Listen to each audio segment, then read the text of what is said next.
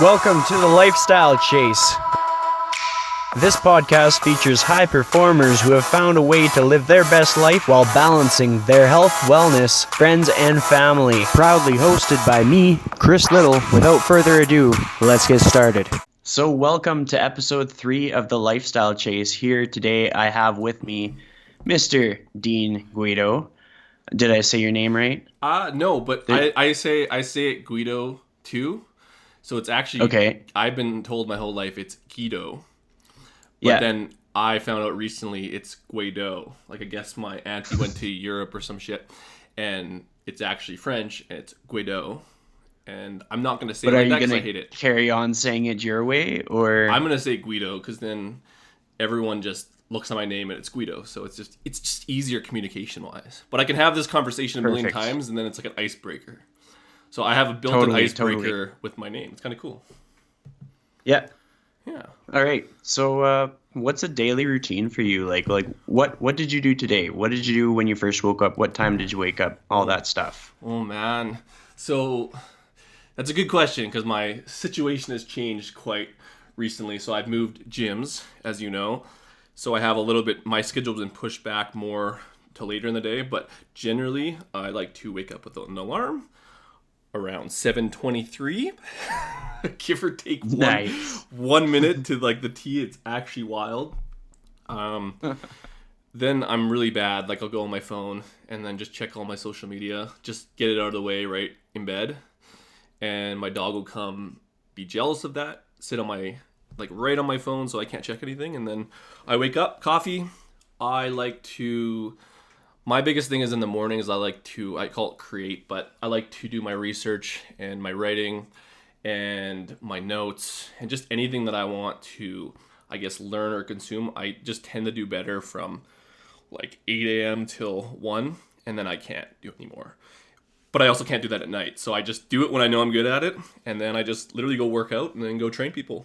So work out like 1:32 till like 3 or 4, and then I'll just train all the way till 9:30. Training people. Yep. And then, I don't know, depends on what my wife wants to do, but watch TV or read and go to bed. It's pretty sweet, actually. That's actually a pretty legit routine. I like that. Yeah, and the process to getting there was like, I don't know, like I'm a person of habit. So if I have something where I don't have that type of schedule, I just tend to go bonkers. So I just try to keep it pretty routine, and then I tend to get more done that way. Makes sense.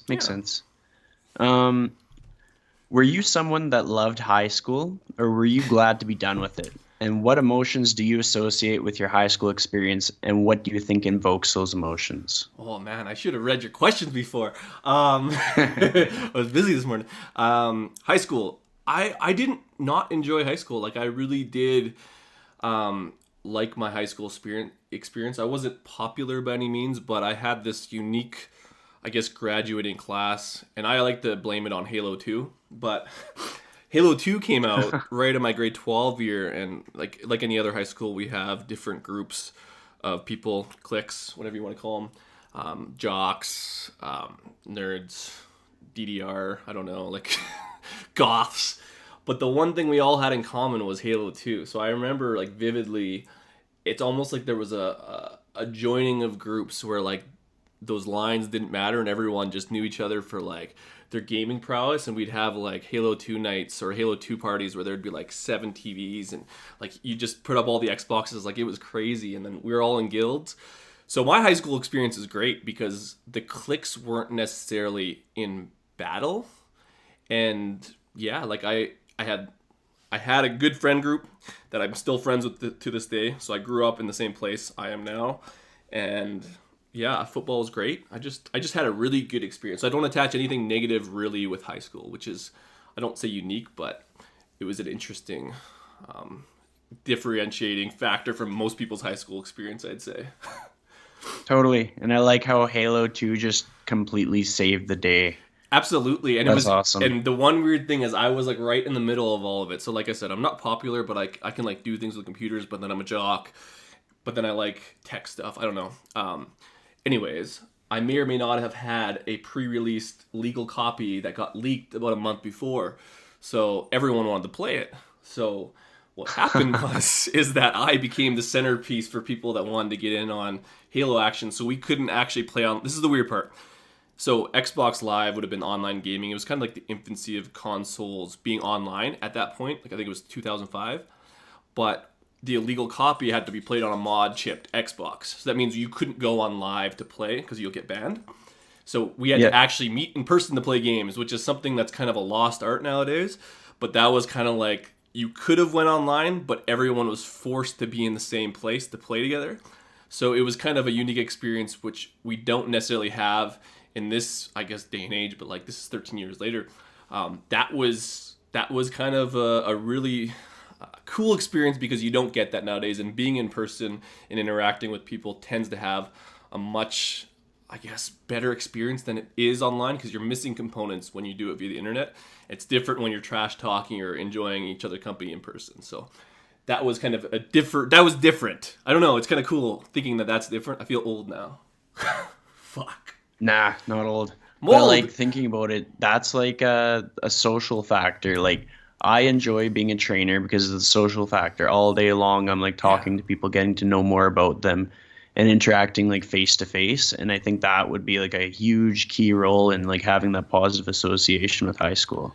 Yeah, and one thing I think I read it this morning was like we're tribal, like we've evolved as humans to be tribal, and you kind of get that on the internet. But like I was thinking, like it was almost, I don't remember what statistic it was or what study, but there's a long-term study saying that people who have more friendships, like real true friendships or interaction with people like on a day-to-day basis, tended to live longer. And it's funny because you say trainer, but it's almost like you situate yourself with your tribe because people want to train with you, so they like you, they're into what you're doing. But then on the other end, you attract those people and you're with them all day. So you almost get a tribe that comes to you and you get to interact with people as your job. So it's kind of like your job is awesome and then you can live longer because of it statistically. I don't know. Kind of cool if you think about it in that terms. Like it's all social. True. It's a social job if at the real root of it. Yeah. Have you ever read the book Psycho-Cybernetics? No, but someone just posted. I don't even know what it's about. I just literally saw, like, I don't even know cyber, blah, blah, blah. But, like, that word, someone posted it, I think today again. Like, what is it? It's good. It's really good. My last guest, Mike, he told me about it. So I went through it. I went through the audiobook. I'll probably go through it a few more times. Yeah. But it's just kind of like mindset things. Like, pretty much if you tell yourself something, it's going to be true. So if you downplay your performance, you're going to not have a high performance in the gym and so forth. Like sometimes you have to get out of your head. Yeah. But it's a good one. You'll have to give it a read. Yeah. And it talks about like people living longer by having the desire to stay young. Yeah. So by having that desire, they're going to pursue things that keep them young. They're going to do like high intensity workouts that open up their blood vessels, that increase circulation, that help their skin elasticity and all those things. Yeah. It's just neat. Yeah, and there's like a lot of stuff on that lately. It's just interesting when you break it down and see other people's perspectives. So I'm into that. So I could give that one a read, I think. Yeah, I think you'll enjoy it. Among my other things. It didn't take me long to get through the audiobook, and I think I went through it at 1.2 speed. I got it done in about a day, so that's not bad. It's easy. Okay. Yeah. Don't hold me to it, but I'll add it to the lists. That's on you, man. You don't need your problem. My list, my ongoing list of books. Fuck. Anyways. Totally. So some people don't know that before you were a trainer, you were a teacher. Yeah. When did you decide that is what you wanted to do, and what did your role as a teacher mean to you? Let's go back because I think we're 2000. I don't even know. We're 2018, right? Yep. As I'm just like, I became a trainer actually probably about like, almost gonna say about 2 years to this day. So like, I quit teaching, and sorry, I'm getting lost track. Why did I leave teaching? Why did you become a teacher in the first place? Oh, why did I become a teacher? Shit. Yeah. I have like a very shitty answer to that, and most people will like talk about like, oh, I want to help people, like I'm inspired to teach kids and change lives, and I wish I had that story, but I don't. because I was more concerned about being a pro football player. So my history goes back to basically I played at the U of A. So I had a junior career, then I went to U of A. And school became something that I could do instead of actually working. So I had a year off after high school. I played football for a local junior team, Wildcats. I guess we're in Edmonton. So that was awesome, but I also hated every second of working at Sport Mart. I worked at Sport Mart and Best Buy. Hated it. And I was like, man, I don't know if I can do this. Like, I'm going to have to get a trade or do something. Like, I just have my high school, so like, fuck, what am I going to do? And I was fortunate enough to be good enough at football to move on to the next level. So the second I got into U of A, I left. I was like, yep, I'm just going to do the university, and I have a chance at football. Sweet, going to make that happen. And I finished my first degree in, I want to say 5 years, so like longer than normal. But because of my injuries, I had about 2 years left over. So I redshirted for 2 years because of season-ending injuries kind of in the preseason or off-season. So that allowed me 2 more years to play. And so if I'm done school, done my first degree, okay? I'm done my first degree in phys ed and rec, and I need to stay in school. Fuck, what do I do? And the only thing I could get into was teaching at the time because, like, I want to say I was a good student, but, like, I was, like, a C+ student. But there was a loophole in the education system because I could teach a specialization in recreation, and so, like, sport performance, if I had a journeyman in recreation, which I don't even know how you get that. But I was like, I have a 4-year degree in recreation. Can I use that in lieu? And they're like, yeah, you're in. So in a degree which is like a B+, A- average to get in competitively, I got in through a loophole where I was the only one taking my major.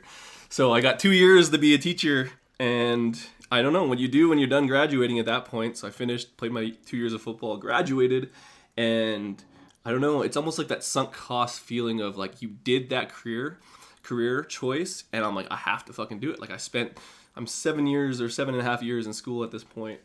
Like it's just what you do. And I wish I had a better answer. Like I liked coaching, so like football, I transitioned to coaching. Coaching is like teaching, and it is. But I just kind of fell into it because I felt like I had to, because I spent so much money on school. So that's my real bad answer to a very profound question for most. It's not even it's not a bad answer because like for you host a podcast, you've guested on other podcasts, and some people just want to know like Yeah. what's going on inside Dean's head. Yeah, and And sometimes like the most honest answer is the best one. yeah, and what I tend to find is that people can resonate with the truth more than they can with that prepackaged answer. And I'm not going to say that everyone who says they want to help people and all that shit isn't telling the truth, but I think that a lot of the times most of our decisions are selfish, and for good reason. Like I said, I got a degree because I wanted to play football. I got 2 degrees because I wanted to play football. That's a pretty good silver lining. Like I learned things. I don't really know what, but I learned how to learn, and that kind of transitioned into where I am in now. So because I was a teacher, because I went through the university experience, I was able to take, I guess, those skills from football and university and those skills from teaching others and presenting and having lesson plans and problem solving daily to when I actually found what I wanted to do. I was more than qualified, and I had an experiences that most people that fall into this industry won't have, because I already had I had a career and a lifetime of other shit that had nothing to do with training that had direct correlation to what I was doing. So it wasn't a bad thing. It was just, I wish I stumbled upon it sooner, but I'm here now, and it kind of, like, I don't know, it's good. I love it.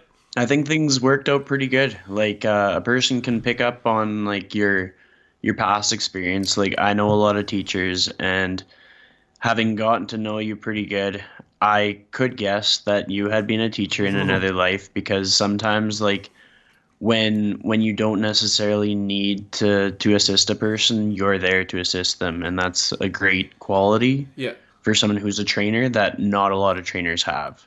And one cool. So I think no, go ahead.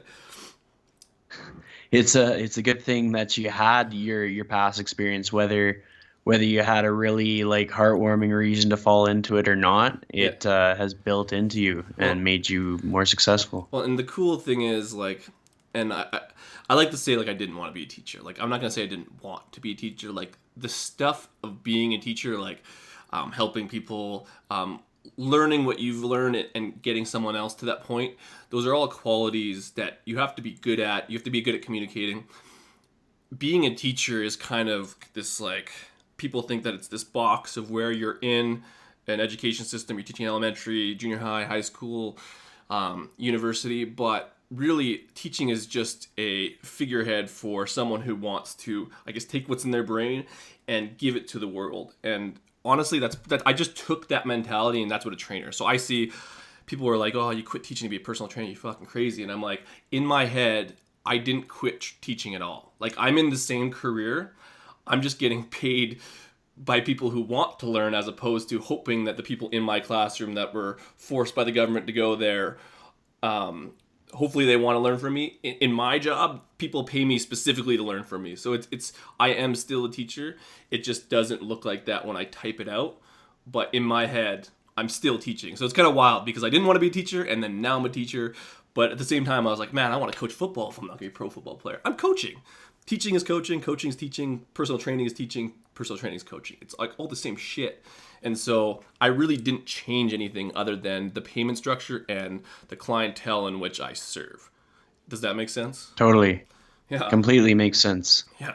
I think it kind of like snuck around full circle, and I was like, ha ha ha, you did want to be a teacher, Yeah. you just didn't know it. Well, and that's what I mean. At 20, think back to when you're young, or you're still young, but anyone can kind of look back, and I don't know how the hell you're supposed to know what to do at 18, 19, 20, 21. Like, I just knew what I didn't want to do. I didn't want to work at, I'm not going to say a shitty job, but a job that didn't utilize my skill set. Like, I'm an athlete. I love fitness shit.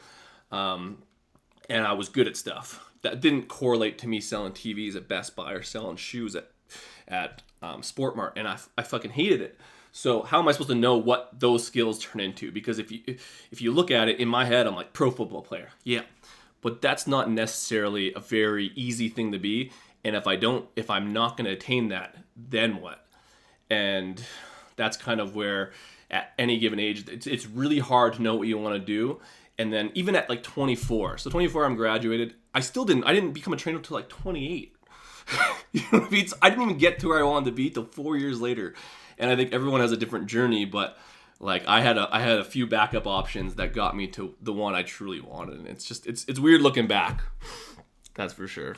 Totally relatable though. Yeah. Like when I was 17, I was going to go do film school. Yeah. And I thought the only way to utilize my skills was like go do film school. And I was like, well, it's going to be tough to make a go of that, but I like making film. That's something that I'm good at. Yeah. Now I'm a trainer who just makes lots of videos, and I'm happy with that. Yeah, like It all worked out. Like, and you're still using those film stuff. It's like I loved making films and shit too. Like I was in Comtech, I like learned all those things, and I didn't actually use them till I'm in training. So same thing is just like, where can you take the stuff or your experiences and then put them into something? And for me, that was personal training, and I guess I like that aspect of it because you're not in a box. Personal training, like if you learn about personal training, everyone thinks you're in a box of like you have to do it this way, but really you don't really have a boss. You can really do it however the hell you want, and that's kind of the cool aspect of that, because with teaching you kind of could, but you still have a structure. You still have hours and classes, and like you have to get this done for curriculum.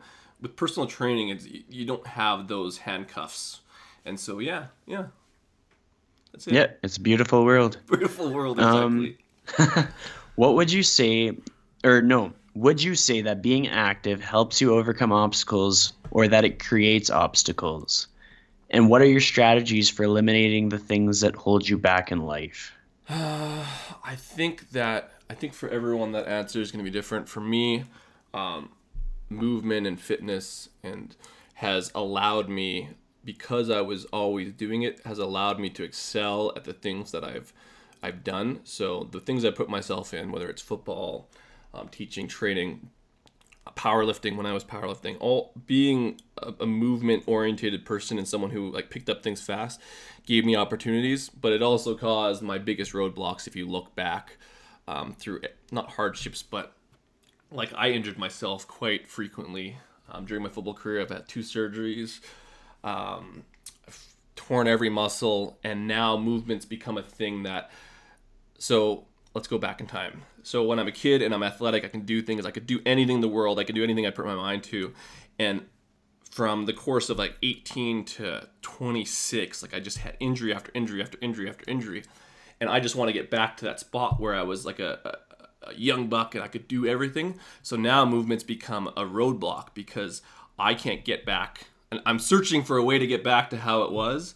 And it'll never be the same, but I still am in pain. And so like I get both ends of the spectrum. I know what it's like to use movement as the one thing that like fills your life up with like joy and it gets you what you want. But at the same time now, not being able to move kind of does limit, I guess, my experiences. And so in that respect, both. In terms of, what's the second question or third or? So, what are your strategies for eliminating the things that are holding you back in life? So if you get injured, like how do you keep in a mindset that's going to enable you to keep moving forward past injury? Oh man, that's a tough one. I would say I haven't always dealt with injury the best. My way of getting around it is trying to work backwards from how it happened and understand the whys and kind of go through the process of how do I get myself better and then try to change or search for answers. So like for me, every injury was an opportunity to, I guess, learn more. It's almost like when you're playing football, let's just use football as an example. I'm playing football, like you're so zoned in on going to that next level, or you're trying to make pro, or trying to like win a game. And when you get injured, all you can think about is how do I get back there? And so there's a road or a journey from being injured, and for me it was quite severe a lot of the times, to getting back to that spot that you're always chasing something. So every injury was a chase. And if I put my mind in a place where I'm searching for answers or I have something to, I guess, better myself, it gave me the drive to kind of get past it. And so that's how I would kind of use that story to, I guess, represent a lot of the obstacles I've had. I've used them as, or I've kind of transformed my mindset to treat them like something to overcome or the next step to get me where I want to be. And I don't know. I think I think the book is called The Obstacle Is the Way. And like I was doing this before I read this book, but Stoicism, it was about Stoicism, and it kind of looks at the history of it. And all Stoicism is basically not taking things for face value. So like you get hurt, you should be hurt and you're sad. But instead flipping that mindset to be like, hey, this is happening for a reason. Trying to find that reason to kind of move on, and just reframing all the things in your life and putting a logical, I guess, attachment to them. And so that's how I would say is that I almost switch my viewpoint on things to kind of use them as opportunities to get better. And now I say that, and I don't always do that in the heat of the moment, but as I get better at slowing my process down, I've been able to, I guess, take things in my life and apply a better process to it because I haven't let, I guess, the negative aspects of things ruin the opportunity for growth. Does that make sense? Which Yeah, is a that makes huge sense. long answer, but like it took a while to get there. And yeah, thank God that I had those injuries and everything, because I don't think my brain would be where it's at without that, because I would have been on easy street and I had to take a quite a hard road to get to where I'm at. And you don't get that without like shit happening to you. And I had a lot of shit happen. So Yeah.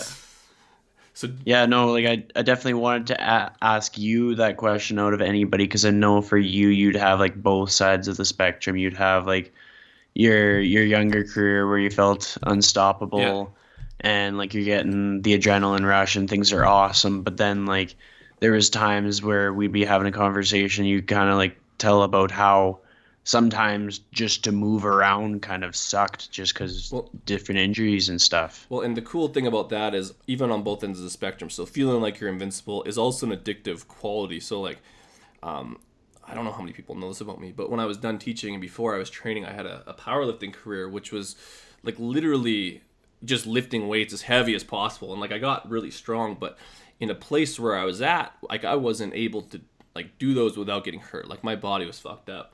And that chase to get back to where I was at, or have chased that feeling of being invincible, was a roadblock. And so like fitness for me is it's a weird place, because a lot of people use fitness to make themselves feel better, makes them feel strong. Like I already know what that feels like. I know how to, like, I know what it feels like to be fast. I know what it feels like to hit people. I know what it feels like to be strong. And it's when you get to the upper echelons of some of those things, like, fitness becomes not safe or not a good idea. So there's kind of this happy medium, which I don't necessarily live in. I live on either end of the spectrum, whether it's super high or super low, and finding that middle ground is a really hard task for me. So like fitness for me ends up becoming, like I said, that roadblock because of my mindset of trying to be the best. And working backwards from that, even talking about it now, it's just like, it's hard to give up once you've been there. And so that's where I would say that I've had a unique experience in the sense that I know what it's like to be at like stupid strong and what the consequences are for that. And I don't think people realize the costs that come with performance. And I've been to the performance side of things, and I don't know if I would do it any differently, but I definitely have a weird perspective on fitness. Because it's not that thing that fills my cup all the time. Like sometimes it just ruins me. And I still do it. So like I don't know. I don't have a great answer. That makes sense, but it's important for people to know, like, sometimes it's such a mindset thing that it can take you down a hole that you're going down a bad path, but like you're stuck on like that winning mentality. Yep. Because people don't always see a strong person and understand the depth of like where their head is at. They just think, oh, this person's strong because they're strong and they're happy and everything's all good and hunky-dory and they don't have any internal battles. But to share that with anybody who's listening might give them some perspective that, you know, like everybody has some kind of shit that they're dealing with, and it's good to understand like what other people's stuff looks like so that they can understand that it's really just a mindset mentality thing. We have to get our own heads straight to figure out our stuff. Well, and it'll all be different. Like, I wish I don't even know if I wish it was different, but I definitely can empathize with a lot of people that come from my type of background or injury just because I've been there and I know where the good place is at, I know where the bad place is at, and I'm still searching for more of the good place. And it's just a journey that you kind of have to live through, and I don't necessarily wish it upon anyone. So that's what I mean. My recommendation isn't go play football and be a power lifter and try to run as fast as you can and have these great goals, because like I can't ensure 100% that that's the right way to go, and I don't have all the answers, but I know kind of based on my experience what I would do, and that's kind of what I try to offer the world. Just some options. Makes sense. Yeah. So life-work balance is a big thing, and I think you do a pretty good job of it. Like you've gone on some holidays with your wife. Yep. What is something you commit to in your week to keep that balance existent so that you don't fall too far down the rabbit hole of learning and work and all that stuff? Oh man, I would say it's funny because like you see that and it looks like I have a good work-life balance, and I do. The good quality that I have is that my job feels like it doesn't feel like a job. So like it feels like my life. So like with teaching, and just like any other shitty job. Now, teaching is not a shitty job, but when teaching, I wasn't always like, I felt like struggle and stress from that. And when I'm training and doing my other stuff, that's not as stressful for me. So I see that as part of the balance where I didn't before. So I think the first thing I would say is that the biggest factor for me was finding something that I liked to do and I got paid to do it. That helps things a lot. In terms of what I commit to each day is that I try to commit to planning things out as best I can. I think the biggest thing that has helped me free up my time is being dedicated to a process that allows me that time. So if I didn't have plans or I didn't have a process to the stuff I do, like we talked about your ideal day, how you wake up, it comes with being specific on what that is so that you can plan accordingly. Because if I didn't understand how I worked, when I work the best, when I wake up, what my schedule is like, what my wife's schedule is like, I don't have those opportunities to have the balance stuff, like the holidays and the time with my wife at night or the walking the dog. Because if I ran around like with a chicken without its head, I totally butchered that. Chicken with its head chicken with its head cut off. I have to cross my fingers and hope that I stumble upon the stuff that I guess is social and the stuff that is outside of work. So my biggest thing has been kind of figuring out where I work the best and then actually having a plan to get that, because without that plan, things tend to fall apart.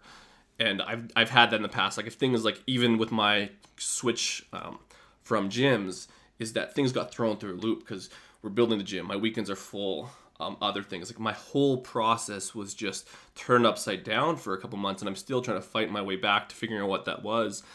And I've had that discussion with my wife even just last night. Is just I need to get back to doing the things that I did in the order in which I did them, because that's where I felt I had the most balance. So it's just a matter of planning. That's the simple answer. But actually doing it, not talking about doing it, and then following through with it, and then making it a pattern or habit. And I think the second that you start doing those steps and actually just committing to it, things tend to fall into place for me.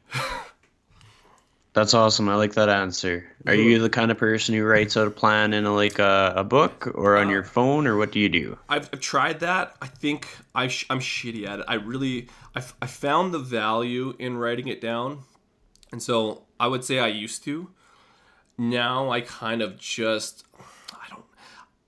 I'm really bad at writing things out. And I don't know if that's my best. Like, so one of the biggest things is like, yeah, you got to write your plan. You got to do this. Like, there's like all this information on what you should do. And I've tended to just stick to the thought process behind it and doing it my way. So my way is that it's stuck in my brain and I just know how to do it. Now that might not be the most consistent, best way to do it, but I also tend to, when I write it down, I tend not to follow through with it. So for me, it's like literally have a mental image of it and then just hold myself accountable to it. And the way I like to do that is like, I just trick myself. Like I will like, I'm a pretty competitive person. So I almost like challenge myself. So like make little mini challenges in my head. Like you got to get these things done today. And then, I don't know, I just do them because I feel bad if I don't do them. So I almost create a competitive environment in my head so that I do those things, which is totally weird, but it works for me.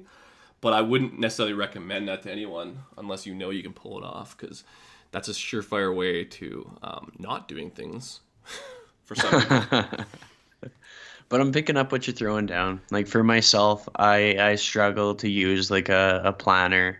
Yeah. I'm kind of good with lists, but my brain kind of works better with having the lists like more of a week-long thing, like nail them off throughout the week, maybe not do them specific times kind of thing. Yeah, I would But say it I all do makes that. sense. So you know what? I do that. I don't necessarily write it down, but I do tend to have things like bigger things I want to get done for the week.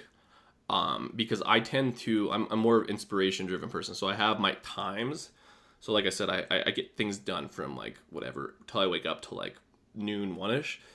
Now I try to like set it up where I would block my time for the things in those moments. So like for me, I have my podcast, I have writing, I have social media, I have studying, and I just tend to block off that time and then do what I want to do. Because the second I do something that I planned out that I don't want to do, but I planned it out, I'm going to fucking do it anyways. And then I don't get any of it done because I just sit there because I didn't want to do that in that order. So I just tend to try to trust what I'm inspired to do and then just do that and hammer it out, because then I know I'll get it done. Because the second I try to do something that I'm not inspired to do, I don't get it done. And I'll sit there for that hour block that I planned it out when I was doing it. And it was a waste of fucking time. So I just know how I operate, and I think that awareness piece to how you best operate and then acting on it is kind of the big thing. So for you, like you said, you do it by week. That's kind of how I do it. I know I have to get all this shit done. I just know that in those hours, I just pick something that I want to do and do it, and then try to check off that list in my head. Yeah, makes sense. Yeah. Thinking back to the toughest thing you have ever had to face mentally, Yeah. and knowing what you know now, what piece of advice would present day Dean tell past Dean in order to get over that tough time? Oh man, I think probably the biggest thing mentally was my last season of football. So like just to paint the picture, basically I had a whole year off the year before because I had no, I didn't. I had a knee surgery and then I played, and then in that process I had a year off. And the year I was coming back, so imagine I hadn't been playing football for a year. I had a knee injury. I essentially quit the team. Like, I didn't do any team events. Like, I didn't know if I was coming back to play or not. So I just quit, essentially, because I was going to go into the real world. So I came back, rehabbed my knee surgery injury, and I earned my starting position back. But kind of in that process of earning my position back and that process of getting back, I actually tore my hip. So I had a full like hip labrum tear that I couldn't lift my knee past 90 degrees, and it hurt to tie my shoes. And I was coming off this knee injury, so like I was fucked, and I wanted to play still. So I wanted to leave football on my own terms. I don't care if I can't lift my knee up. I'm gonna figure out a way to play. Totally in pain. Like it was horrible. Like imagine trying to run and you have a torn hip labrum, your femur's all fucked up. But I did it anyways, and I got back to playing. I earned my starting position back. Like I wasn't even on the radar because like I was done football at that point. But I'm like, fuck it, I'm coming back. Did that. Second game of the season, tear my tricep or my shoulder. They kind of don't know which one, but basically I couldn't use my arm. And so I played that whole season not being able to use my arm, but I didn't actually play. So I can't use my arm, but I was traveled. I got brought along every game because I was the guy who knew all the positions, and if I had to get thrown in, they knew I could do a job, even with one arm. And I did get in quite a bit as a veteran, but that was a really tough experience because I wanted to end on my own terms, had a fucked up hip, one arm, and I'm still playing. And then right smack dab in the middle of the season, well, probably at the tail end, my father-in-law dies. Like the worst experience ever. Like I can't even describe how horrible that was because it was a surprise. It was something that wasn't planned, obviously, and it just hit me like a fucking truck. And then on top of that, I have to do school and get past so I can finish my degree, and I was like fucked. And I think the biggest thing I learned that I know now would be not to be so closed off. So one of the biggest things that I'm a proponent of nowadays is again being open and honest with people, but also that communication piece and that tribe and being around people. I almost closed myself off to the point where it wasn't good for anyone involved other than my close family that I was close to. So if I would have had more people in my court, which I had a good network of people, like I'm part of a university football team, a band of brothers, all these things, but I wasn't part of that because I separated myself from that. And knowing what I know now, that was probably the worst thing I could have did. And because of that, I suffered horribly that year. Like I had the worst grades I ever had. Like I didn't go to school. Like I ended my football career in a fairly like depressive state. Like I talked about how my previous injuries, I had a goal to get back. Then I just had a goal to get through and get it done and out of my life so I could move on. And that's not something I'm used to being in, a place with no goal, no passion for it. And I think if I would have relied more on the people around me, I may have been in a better place. So in a nice bundled up package with a bow, communicate and be open to your network of people and lean on them would be the best thing. Lean on your support system in times of need because they're the ones who are going to help lift you up. And I separated myself from that. I got through it, but I think it would have been an easier process for sure had I not closed myself off. I like that answer. I think it's so important for people to remember, like, you have people in your network, and sometimes it's a matter of you have to say, hey, like, this situation really sucks. I need to just talk to somebody. Yeah. But just doing that makes such a huge difference. Well, and like, imagine, so, like, this is what, like, I still remember it so vividly, is that, like, so, like, we had a game in Manitoba. I'm traveling, okay? So, like, I'm out of the province. We're playing football. Like, I actually get in this game because, like, there was, like, 2 concussions, and I'm playing with one arm, and I had a great game. Like, it's weird to, like, think about that. Like, I had a good game, and I'm so messed up. And in the middle of this game, essentially, like, my father-in-law passed. And, like I said, it was, like, an accident, blah, blah, blah, blah. But, like, I didn't find out till the bus ride home. So, like, bus ride home, meaning the bus ride to the airport in Manitoba, Winnipeg, to get home. So I had, like, I'm sitting in the middle of this bus with, like, surrounded by a team, and I'm, like, bawling my eyes on the fucking phone. And, like, I can't really tell anyone. I just feel like I'm alone. And I didn't open up because it was almost embarrassing. So, like, that's how I perceived in that moment. Like, I'm fucking in tears. This shit storm just happened, and I can't even get home to be where I want to be at. Because, like, I literally physically can't get home. Like, if I could have teleported, I would have. And it was just a weird moment, which I should have relied on more people to kind of be okay. But instead, I just stood there in silence, and like no one really knew what was going on. Like it kind of got around because I had to tell someone. I'm fucking breaking down the middle of the bus. So I told my coaches, like they're like, "What the fuck's wrong with you?" And I'm like, "This happened. Like just fuck off and leave me alone." And in that moment, you kind of look back on that and understand where you went wrong. And it's kind of upsetting just thinking about that. But like I felt alone when I shouldn't have been.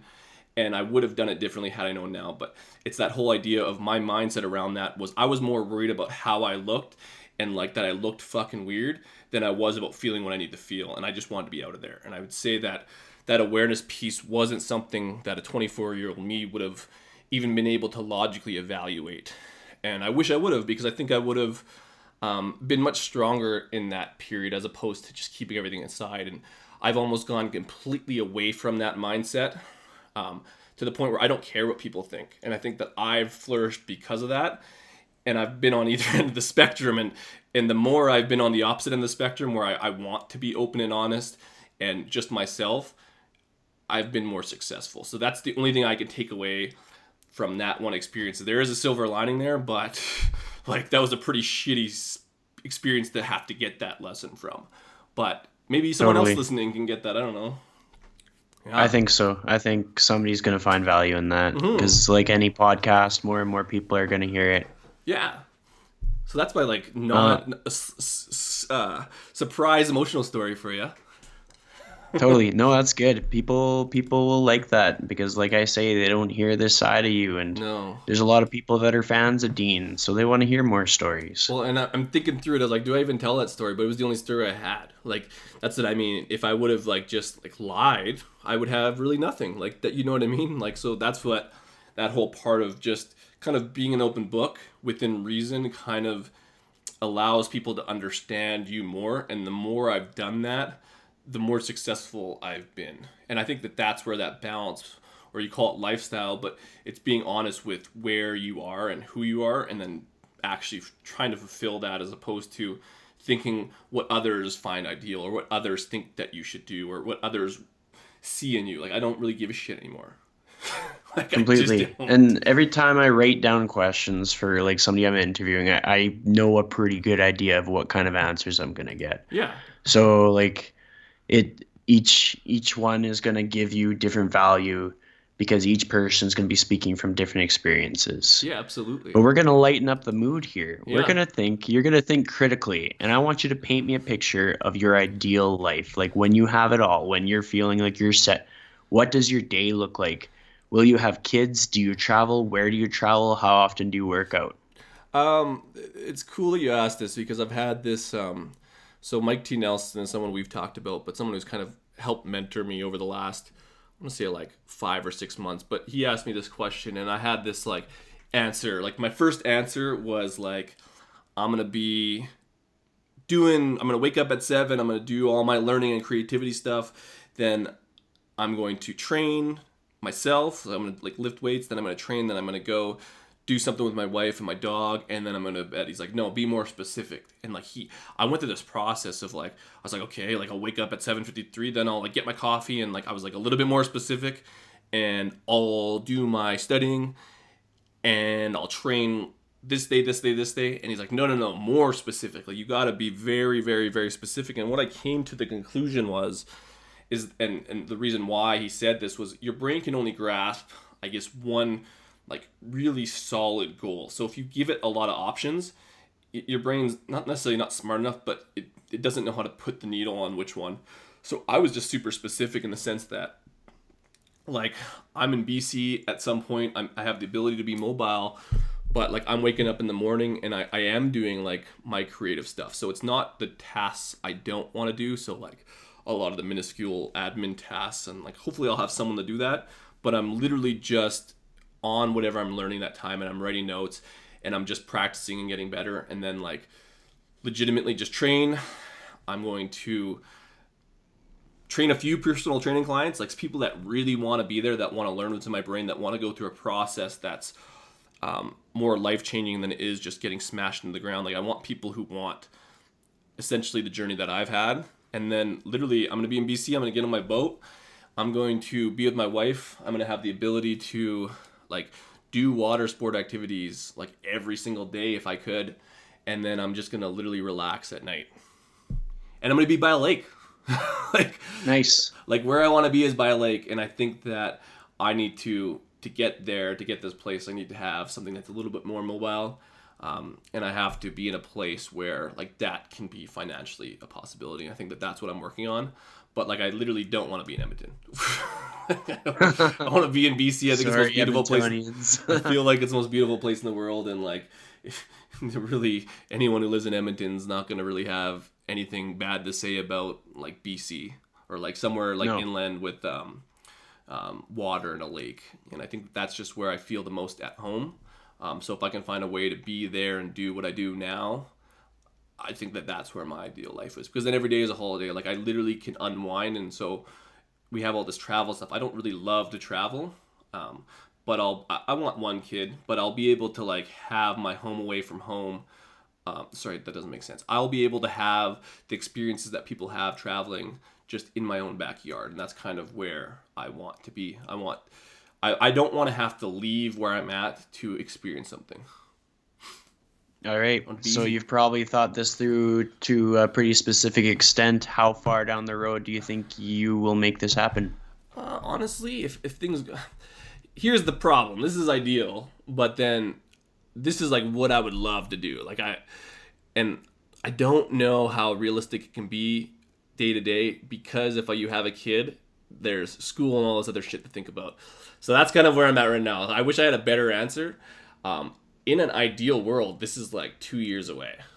But yeah, and I've kind of have some things on the go that I think I can make that happen. But I think that dream about I have painted will be like a part-time thing, because I'm going to have a stable base for a family, and I'm totally cool giving up some of my dream to make sure that happens, but I'm trying to figure out a way to make both of those things happen. But like the realistic nature is I have a support system here that if you're starting a family, isn't where I don't want to be away from that. And partially for myself because it's easier, and partially for my family because I don't want to take them away from the experiences that could be had when you have grandparents around and like family around. So I'm still working on that. Makes sense. Yeah. But I think it's just like you said with the brain, like the brain can't focus on a jumble of things. Like No.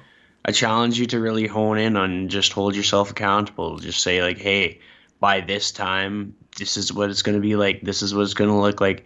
This is how we're going to work with the family stuff. Like if we have to like fly grandma in, we fly grandma in, and so forth. Well, my biggest thought was like, if I'm like thinking logically through this, and I've done it before, is that like your kids don't have to go to school till like I think 6 or 7. Like I have to do the math on that, but that gives me a lot of leeway. Like I don't have a kid yet, so like I can have this life, and I bet like everything else in my life, that idea of what is good will change. But like my goal is sit on that now, because I know I can have that now if the money's there.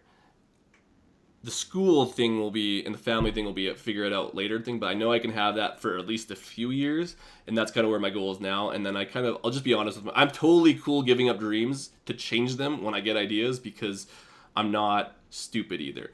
Like I'm not going to hold myself to a dream that past me liked when new me has a different idea what that is. So I'm totally willing to let some of that shit go if I change my mind. So makes sense. Yeah. Now we're gonna do some real quick questions. Oh no. Donairs or chicken wings? Oh, donairs every day. Nice. Yeah, I don't know where I first had donair, but I think we both went to high voltage. We both been to high voltage, right? And like I've had donairs. It was Nitzas. So in St. Albert we had Nitzas, so donairs were awesome. But once you have a high voltage donair, it's like not even a contest between chicken wings, because I guess like chicken wings are just so normal. Donairs, it's that donair sauce. Like the chicken wings have nothing on donair sauce, and I think that's the it changes your world. Yeah, it's just something. Have you ever had a kerfuffle with the owner of High Voltage? Like a problem? He's a no nonsense guy. Oh yeah, but like, I haven't any problem. But like, so like I think I've told you this story, is that like U of A, all the old linemen, so like the 300-pound dudes would go there. So like they were like, that was like their place to go, and because I was good friends with a few of them, I would kind of just join with the linemen, and like we had like a sandwich named after them. Like it is called the Hoggy. So it's donair meat, Montreal smoked meat, and like donair sauce, and it's just fucking unreal. And so he liked us because we appreciated the food, and they probably paid a lot of his bills. So no, it was always a great experience there. But I could see that for sure. He's a no nonsense guy. One time I like pointed not over the ledge, but towards over the ledge, and he was like, "Nope, put your hands away." Get away from my station. Sorry. All the vegetables. Just give me all the vegetables. He's serious, but the cool thing about that is like he's legitimately serious about like his shop, and it's not all donairs, but like he's like that's like his thing. Like he's like, don't fuck with it. Like I'm the donair guy, so like this is my fucking area, and there's not that many people that do it like that. Like he's like legit. He's earned his reputation. There was a time I went there for lunch, and there was a lineup all the way around, no parking there. Yeah. So I had to park like by the ranch and then walk there, which is ridiculous. There's no parking there either. Like it's fucked. Like he's in a weird location between like two major roads, and there's like no parking, and he takes up one of the parking spots, and like I don't know. It's one of those hidden gems that like I wish I could go to more. Totally. Next question is favorite restaurant in Edmonton. I'm the worst. I don't go out that much to eat in Edmonton. I know I should. The biggest thing I can say offhand, because I haven't been to that much, oh man, would probably be what's the place on White Ave that does Mexican, but it's kind of like a hybrid place. It's called El Cortez. El Cortez. I really like El Cortez, but that being said, like I'm not picking from a huge pool of places. Like that's one of the things I don't do is like my entertainment isn't eating out, but I like Mexican. So yeah, and that's a good answer. Like not everybody's gonna be like a food connoisseur or like a foodie or whatever, and some people just want to know what the guy wants to eat, and Mexican. I think that's a good answer. So now we're on to the question that I always close with, and it builds in value to the podcast, gives people something to walk away with. If you could give our listeners one piece of advice on authentically living their life to the fullest, what would it be? I think just based on my experience and kind of my mistakes would have been listening to, and I kind of already did this to some extent, but I had a few hiccups, would be listening to that inner voice of like what you do want to do and being true to that. And that's a really cliche answer, but it's the same reason why I quit a good career to do the one I'm doing. It's just I knew I had to do it. And there was a few things along the way where people would just question the way I was going about things. And even now I do things really against the grain. Like I started a podcast. I don't train as frequently as some of the people because I'm trying to do continuing ed. And I just know in my brain it's the right way to do things, and things have happened because of that. And I think that if I stick to not necessarily doing the things I'm good at, but just sticking to the things that I think I need to do as opposed to listening to what everyone else says, I've been able to define a path that is me and that I'm also solely responsible for. So when you work in someone else's system and someone else's structure and someone else's way of doing things, you're held accountable to that system, and you can almost offload the responsibility on someone else's shit, where if you do things your way, and with that being said, make it an educated choice, but if you do things your way, you're responsible for your future. And I'm really a proponent of being the ownership of, I'm not gonna say your destiny, but being the ownership of your path. And I'm glad I got back to owning my own path. And I think that I was always reliant on others to some extent, whether it was the teacher union and the process of teaching, whether it was the team structure, whether it was being forced to do these team workouts. And the second I was able to kind of support myself and start listening to myself, I became more effective as a human when I was in my own system. And that's not realistic for everyone to do, but I built myself a way so that I could break out of that. And now that I've done that, I've realized the error of my ways, and I wish I would have did it earlier. So it's that. Listen to yourself. You're smarter than you think. And everyone else's opinion doesn't really matter. Like some people's opinion matter, like my wife's opinion matters, But at the end of the day, I'm the one responsible for my happiness, and I'm going to do it my way. And I think that's my advice, is to try to do things more your way, because you're the one who's responsible for your happiness in your life. Too many people hold themselves back by getting in their head about what they think other people think about them. Mm-hmm. And at the end of the day, it's what you think about you.